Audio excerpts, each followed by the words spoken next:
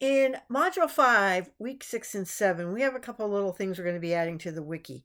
One thing I want to point out is the wikis have to be student focused. They cannot be just lesson plans. That's why I provided a template and I put another explanation in the announcements.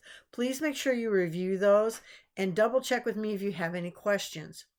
This week we're also going to add a podcast and we're going to create an image for our wiki as you move forward in this.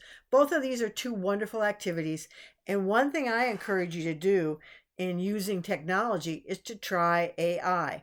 If you're using Copilot, that's a great one to kind of get an idea for an image creator.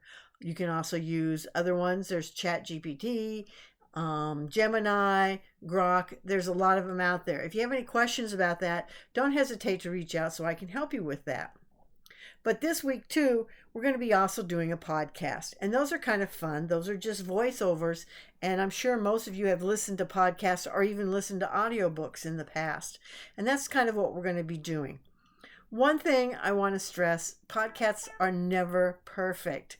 We say a lot. We may be having a little longer bit of silence. There could be a lot of different activities.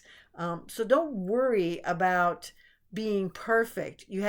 I usually suggest having some guidelines to follow and then, go ahead and do it so it's a little bit more freestyle.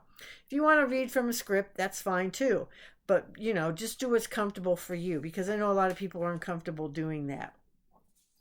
So one of the things we're going to talk about too is how these are helping the 21st century skills.